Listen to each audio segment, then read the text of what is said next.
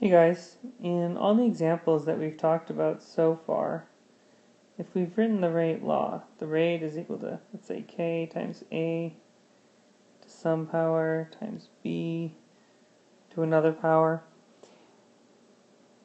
When we looked at the experimental data for that, we had different trials. Different trials which showed us how if we change the concentrations of a and b, we could derive experimentally the order of the reaction. And in all of those cases, we said that K was constant. And that's true because we performed them all at the same temperature. However, if you change the temperature at which a reaction occurs, you affect its rate, and the way you affect its rate is because you're actually changing K. So K is only good for one particular temperature for each reaction. So you might wonder, how do reactions change when you increase the temperature? Well, if you really think about how reactions occur, two atoms or molecules have to smack into each other. The higher the temperature, the higher the speed the molecules have, and the more likely you are to have a reaction. They're going to collide more frequently, and when they do collide, they collide with more power. That's because K, the reaction constant, is equal to A, what's called the, it's related to collision frequency, times E to the minus EA over RT. So K breaks down into these different values. Let's talk about the EA part first, the activation energy. The activation energy is the energy needed, the minimal energy needed for a reaction to occur when two molecules collide. So then that depends on the molecules themselves. So if these two molecules collide slowly, they probably won't climb the activation barrier they need to climb, the energy barrier needed to climb for the reaction to occur. But if they collide quickly and with a lot of oomph, then they will probably meet the minimum activation energy needed for the reaction to happen. Because all reactions have to climb a certain energy barrier for that thing to happen, for that reaction to be productive. That's what EA represents. A represents what's called the frequency factor.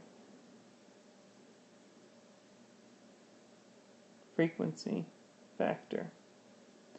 And that's related to the orientation of the molecules in 3D space. If molecules are using p orbitals, for example, and they have to collide and their electrons have to touch in a particular set of p orbitals, because the orbitals have different orientations, just because they smack together with the minimum energy, as dictated by the activation energy, doesn't mean that it's going to be productive. The orbitals may have to be pointing in a certain way in order for electrons to overlap.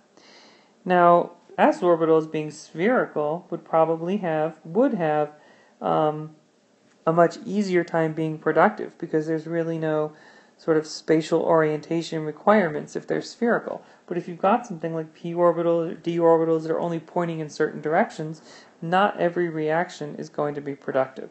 So that's what the frequency factor deals with. And R is the gas constant, and T is the temperature in Kelvin. So let's look at this just a little bit more closely. And let's see if we can mess with this equation a little bit and get rid of the E.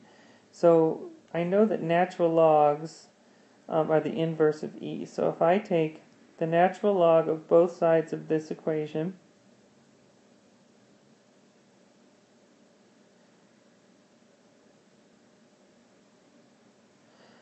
what I get is this.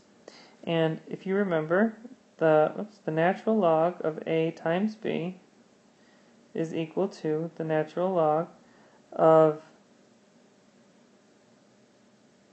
A plus the natural log of B. So that's what I'm going to do here with the A and the E. The ln of K stays the same, but the second part I'm extracting and I'm separating right there. The ln of A plus the ln of E to the minus EA over RT.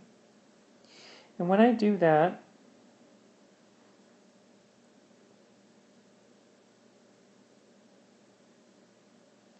I get rid of this, right? And all I have left is minus EA divided by RT. Another way to show this is ln of A, or ln of K, I should say, is equal to the ln of A minus EA divided by R times 1 over T.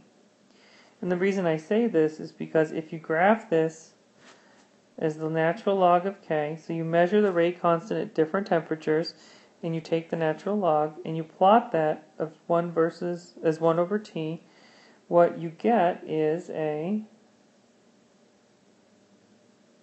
line. And that line looks like this, and the y-intercept, right, the b value is the ln of A, and the slope, right, the slope, m, is minus EA over R. So you can get the activation energy from the slope of this line.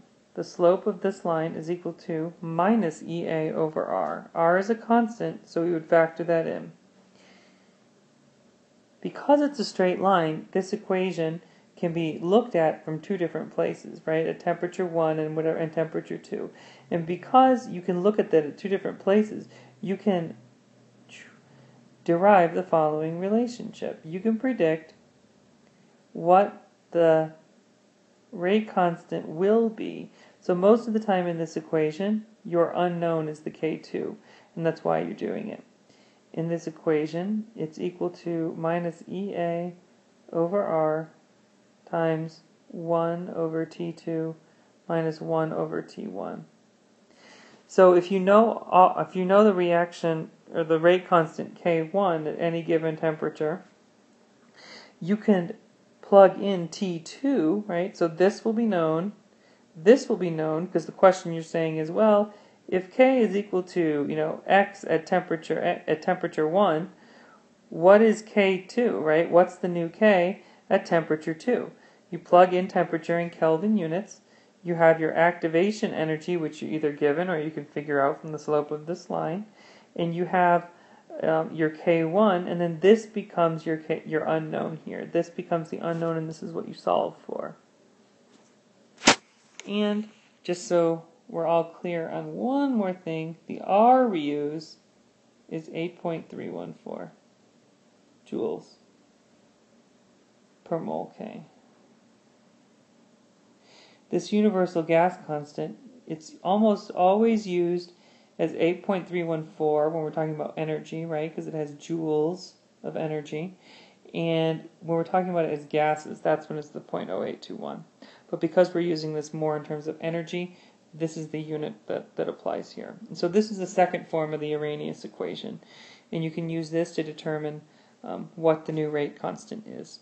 If you have the new rate constant, and you have the original rate constant, you could also use to determine the activation energy. Obviously, we only have one unknown at any one time to solve in these equations. And that is the Arrhenius equation, and that answers the original question of how does changing the temperature affect the reaction rate?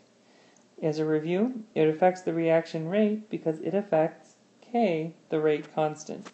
And this equation, the Arrhenius equation, can be expressed in another form like this at two different temperatures. Okay, that's all for today.